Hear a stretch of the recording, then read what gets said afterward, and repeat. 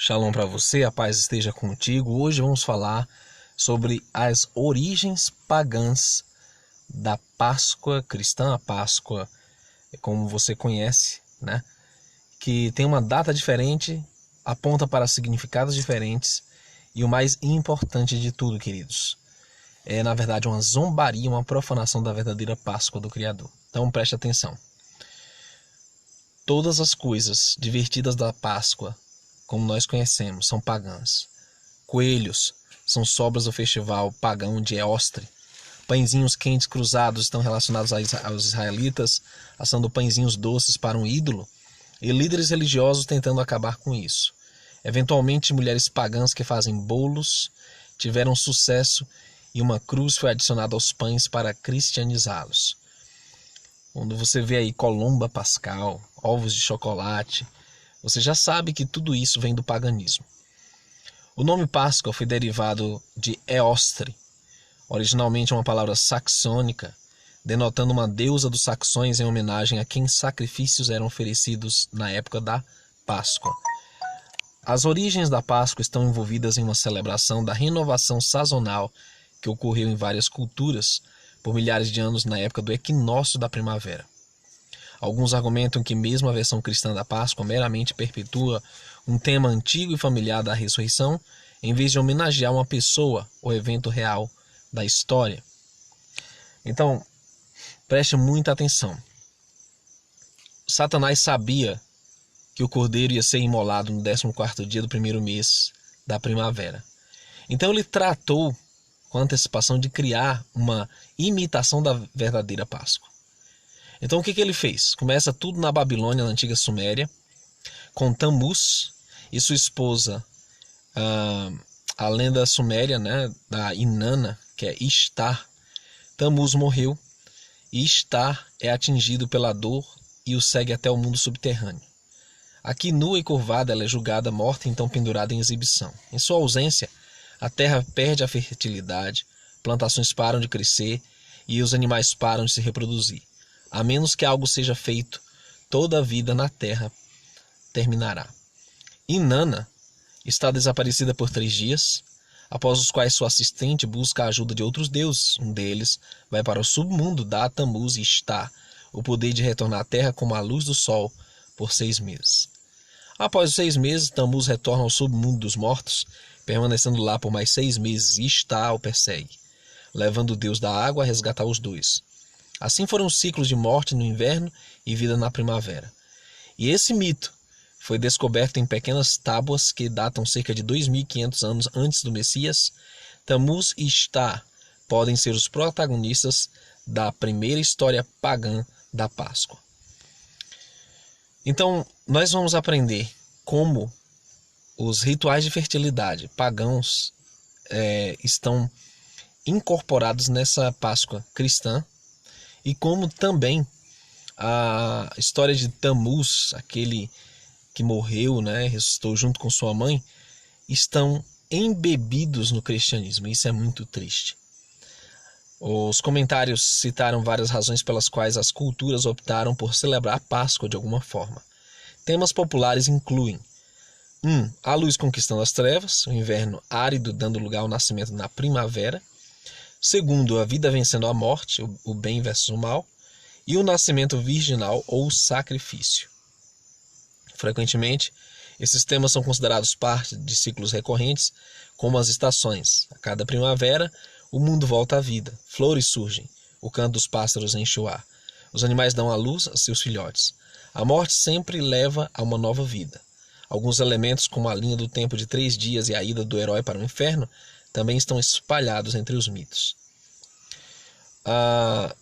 Os coelhos são uma herança do festival pagão de Eostre. Pãezinhos quentes, né, que eles colocam ali, adocicados, são relacionados com os israelitas assando pães doces para um ídolo e os líderes religiosos envolvidos nisso.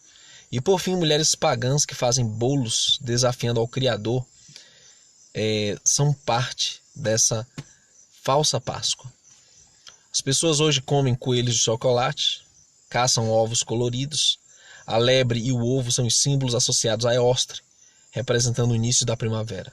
Na mitologia germânica é dito que Ostara, também conhecido como Eostre, curou um pássaro ferido que ela encontrou na floresta, transformando em uma lebre. Ainda parcialmente um pássaro, a lebre mostrou sua gratidão à deusa, botando ovos como presente. Então o que acontece? Quando você vê nas igrejas, vê nas celebrações desta Páscoa, os símbolos como coelhos, como essa questão, né, do manto de Maria nas cruzes, como existem em vários lugares. Quando nós observamos esse sincretismo pagão que tanto o cristianismo católico quanto o cristianismo protestante evangélico incorporaram nas suas festas, sendo que celebram no mesmo dia, que no caso será agora dia 4, né, de março, no 4 de abril, finalizando no 6 de março com o domingo da ressurreição, nós vemos que não fizeram uma diferenciação dessa comemoração em nenhuma religião cristã.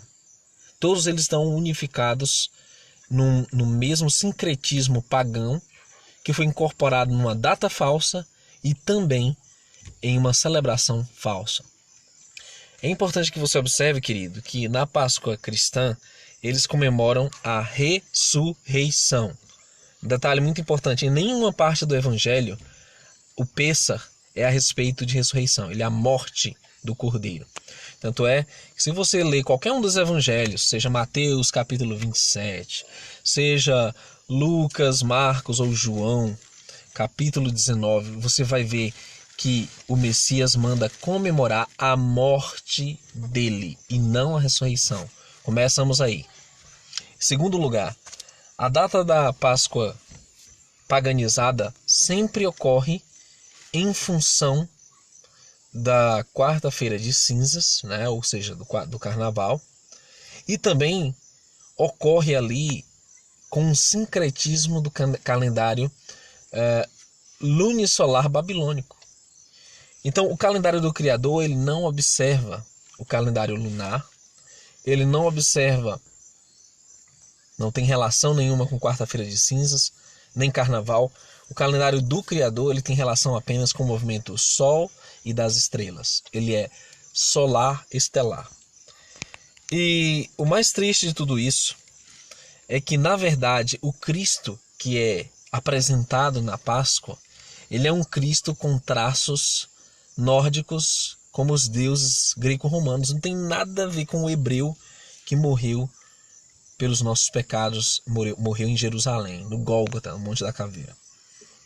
Existem outros heróis de sacrifício que incluem Átis, amante de Cibele, ambos deuses, mas Átis nasceu de uma virgem.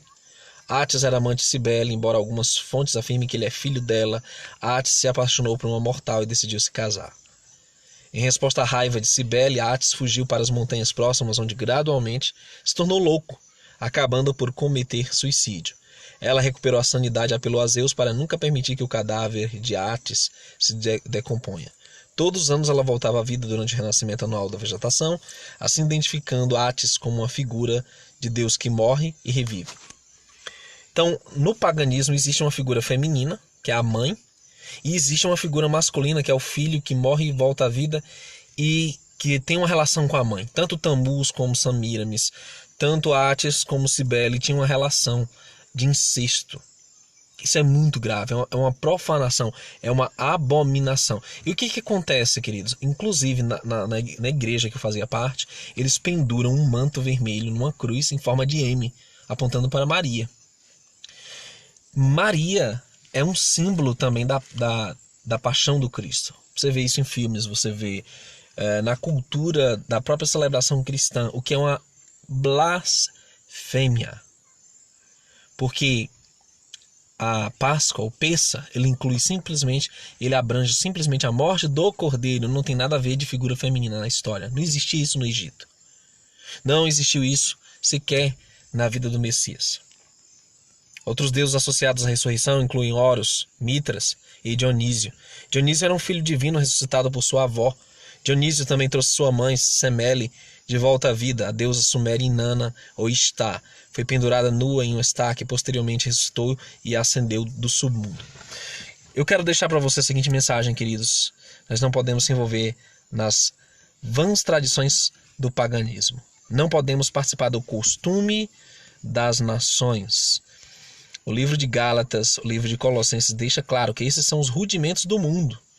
Coelho botando ovo de chocolate, columba pascal, ritos de fertilidade e de relacionados à ressurreição de céu são blasfêmias. Espero que você tenha entendido essa mensagem. Vamos compartilhar enquanto podemos. Até um próximo vídeo.